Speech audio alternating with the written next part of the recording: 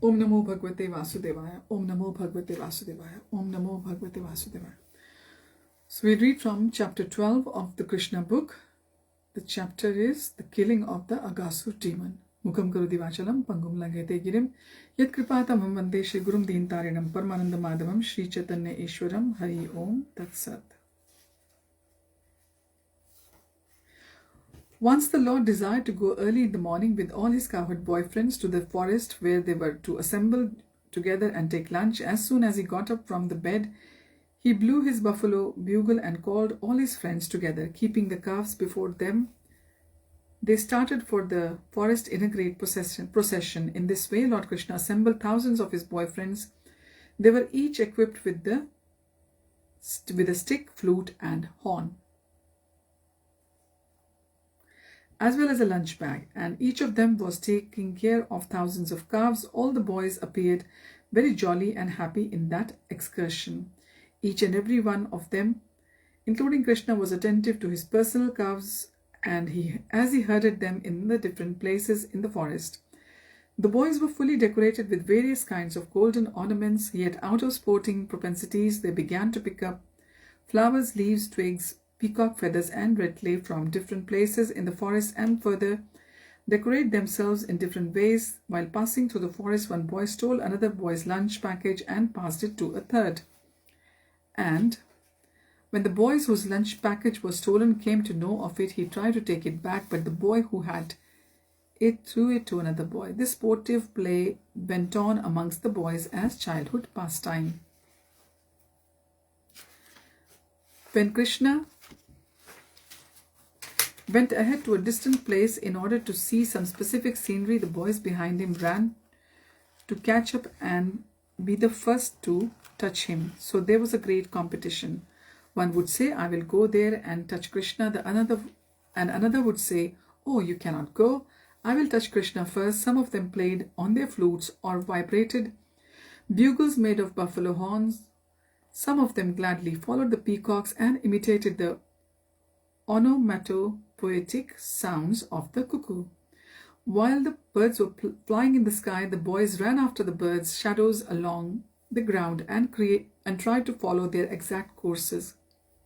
Some of them went to the monkeys and silently sat down by them, and some of them imitated the dancing of the peacock. Some of them caught the tails of the monkeys and played with them, and when the monkeys jumped into a tree, the boys followed. When a monkey showed its face and teeth, a boy imitated and showed his teeth to the monkey. Some of the boys played with the frogs on the bank of the Yamuna, and when out of fear the frogs jumped into the water, the boys immediately dove in after them. And they would come out of the water when they saw their own shadows and stand imitating, making caricatures and laughing. They would also go to an empty well and make loud sounds. And when the echo came back, they would call it ill names and laugh. As stated personally by the Supreme Personality of Godhead in Bhagavad Gita, he is realized proportionately by the Transcendentalists as Brahman, Brahmatma, and as the Supreme Personality of Godhead. Here, in confirmation of the same statement, Lord Krishna, who awards the impersonalist the pleasure of Brahman realization by his bodily effulgence, also gives pleasure to the devotees as a Supreme Personality of Godhead. Those who are under the spell of the external energy Maya take him only as beautiful child, yet he gave full transcendental pleasure to the cowherd boys who played with him. Only after accumulating heaps of pious activities were those boys promoted to personally associate with the Supreme Personality of Godhead. Who can estimate the transcendental fortune of the residents of Vrindavan? They were personally seeing the Supreme Personality of Godhead face to face. He whom many yogis cannot find even after undergoing severe austerities, although he is sitting within their hearts. This is confirmed in the Brahma Samhita.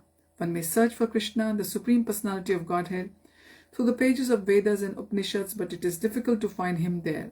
However, one who is fortunate enough to associate with the devotee can see the Supreme Personality of Godhead face to face. After accumulating pious activities in many previous lives, the cowherd boys were seeing Krishna face to face and playing with him as friends.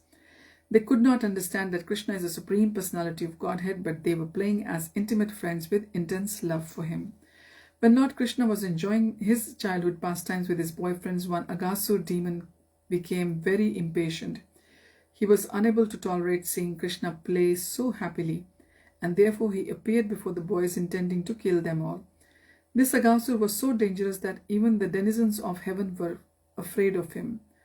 Although the denizens of heaven drank nectar daily to prolong their lives, they were afraid of this Aghasur and were wondering, when will demon be killed? The denizens used to drink nectar to become immortal, but actually they were not confident of their immortality. On the other hand, the boys who were playing with Krishna had no fear of the demons. They were free of fear. Any material and arrangement for protecting oneself from death is always unsure. But if one is in Krishna consciousness, then immortality is confidently assured. The demon Aghasur appeared before Krishna and his friends. Aghasur appeared to be the younger brother of Putana and Bakasur, and he thought, Krishna has killed my brother and sister. Now I shall kill him along with all his friends and calves. Aghasur was instigated by Kamsa, so he had come with determination. Aghasur also thought that when he would offer grains and water in memory of his brother and sister and kill Krishna and all the cowherd boys, then automatically all the inhabitants of Vrindavan would die. Generally, for the householder, the children are the life and breath force. When all the children die, then naturally the parents also die on account of strong affection for them. Aghasur, thus deciding to kill all the inhabitants of Vrindavan, expanded himself by the yogic siddhi called Mahima. The demons are generally expert in achieving almost all kinds of mystic powers. In the yoga system, by the perfection called Mahima Siddhi, one can expand himself as he desires. The demon Aghasur expanded himself up to 8 miles and assumed the shape of a very fat serpent. Having attained this wonderful body, he stretched his mouth open just like a mountain cave. Desiring to swallow all the boys at once, including Krishna and Balram, he sat on the path. The demon in the shape of a big fat serpent expanded his lips from land to sky. His lower lip was touching the ground and his upper lip was touching the clouds. His jaws appeared like a big mountain cave without limitation, and his teeth appeared just like mountain summits. His tongue appeared to be a broad traffic way, and he was breathing just like a hurricane. His eyes were blazing like fire. At first the boys thought that the demon was a statue, but after examining it, they saw it was a big serpent lying down on the road and widening his mouth. The boys began to talk among themselves, "Dear friends, this figure appears to be a great animal, and he is sitting in such a posture just to swallow us all. Just see, it is not a big snake that has widened his mouth to eat all of us." One of them said, "Yes, what you are saying is true. This animal's upper lip appears to be just like the sunshine, and its lower lip is just like the reflection of red sunshine on the ground. Dear friends, just look at the right and left hand side of the mouth of the animal. Its mouth appears to be like a big mountain cave, and its height cannot be estimated. The chin is also raised just like a mountain summit. That long highway appears to be at its tongue, and inside the mouth it is as dark as in a mountain cave. The hot wind that is blowing like a hurricane in his breathing, and the fishy bad smell coming from his mouth is the smell of his intestines." Then they further consulted among themselves, "If we all at one time entered into the mouth of this great serpent, how could it be possibly swallow all of us? And even if it were to swallow all of us at once, it could not swallow Krishna. Krishna will immediately kill him as he did Bakasur." Talking in this way, all the boys looked at the beautiful lotus-like face of Krishna, and they began to clap and smile. And so they marched forward and entered the mouth of the gigantic serpent. Meanwhile, Krishna, who is a super soul within everyone's heart, could understand that the big statuesque figure was a demon. The boys did not know this, however, and thus while Krishna was planning how to stop the destruction of his intimate friends, all the boys, along with their calves, entered the mouth of the serpent. But Krishna did not enter. The demon was awaiting Krishna's entrance, and he was thinking, "Everyone has entered except Krishna, who has killed my brother and sister. Krishna is the assurance of safety to everyone." But when he saw that his friends were already out of his hands and were lying within the belly of a great serpent, he became momentarily aggrieved. He was also struck with wonder at how the external energy works so wonderfully. He then began to consider, how he could kill the demon and at the same time save the boys and calves, although there was no factual concern on Krishna's part. He was thinking like that. Finally, after some deliberation, he also entered the mouth of the demon. When Krishna entered, all the demigods who had gathered to see the fun, who were hiding within the clouds, expressed their feelings with the words, "Alas, alas." At the same time, all the friends of Aghasura, especially Kamsa, who were all accustomed to eating flesh and blood, expressed their jubilation, understanding that Krishna had also entered the mouth of the demon. While the demon was trying to smash Krishna and his companions, Krishna heard the demigods crying, "Alas, alas," and he immediately began to expand himself within the throat of the demon. Although he had a gigantic body, the demon, choked by the expanding of Krishna, his eyes moved violently and he quickly suffocated. His life air could not come out from any source, and ultimately it burst out of a hole in the upper part of his skull. Thus his life air passed off, and after the demon was dead, Krishna with his transcendental glance alone brought all the boys and calves back to consciousness and came with them out of the mouth of the demon. While Krishna was within the mouth of Aghasura, the demon's spirit soul came out like a dazzling light, illuminating all directions, and waited in the sky. As soon as Krishna came out of the mouth of the demon with his calves and friends, that glittering effulgent light immediately merged into the body of Krishna within the vision of all the demigods. The demigods became overwhelmed with joy and showered flowers on the Supreme Personality of Godhead Krishna, and thus they worshipped him. The denizens of heaven danced to jubilation, and the denizens of Gandharvalok offered various kinds of prayers. Drummers beat drums in jubilation, and Brahmins recited Vedic hymns, and all the devotees of the Lord chanted the words Jai, Jai, Jai. All glories to the Supreme Personality of Godhead.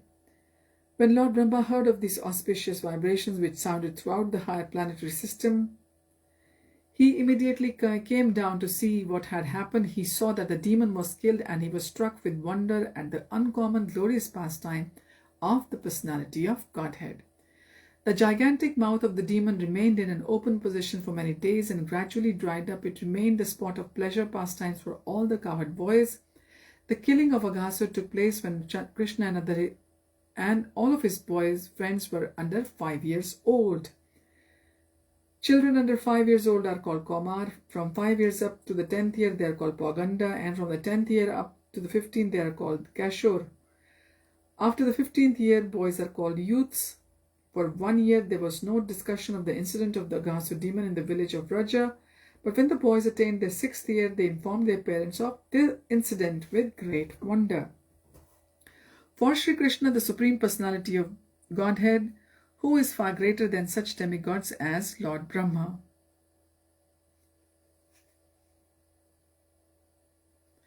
It is not at all difficult to award one the opportunity of merging with his eternal body.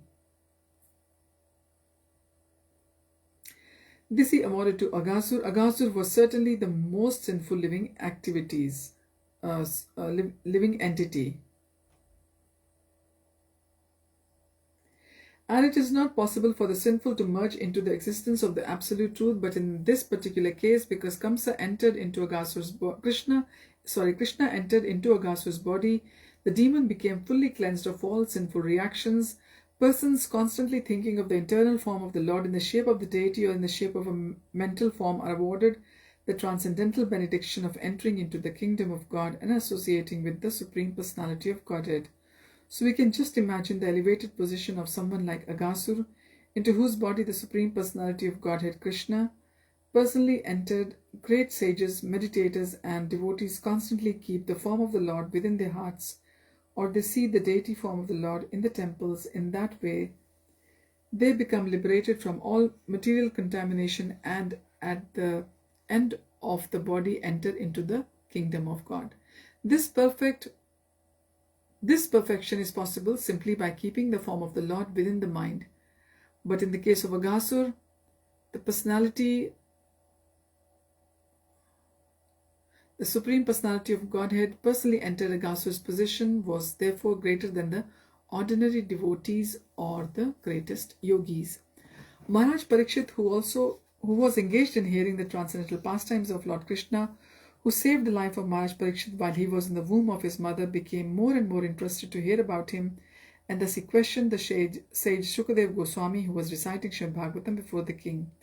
King Parikshit was a bit astonished to understand that the killing of Aghasura demon was not discussed for 1 year until the boys attained the Poganda stage. Maharaj Parikshit was very inquisitive to learn about this, for he was sure that such an incident was due to the working of Krishna's different energies.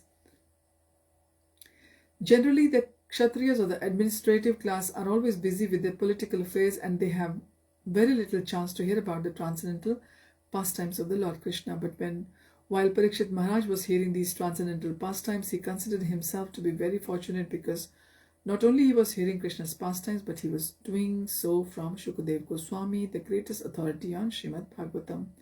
Thus being requested by Maharaj Parikshit, Shukadev Goswami continued to speak about the transcendental pastimes of Lord Krishna in the matter of his form, quality, fame, and paraphernalia.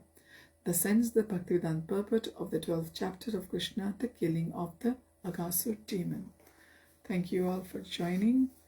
Hari Om Tat Sat. Hare Krishna.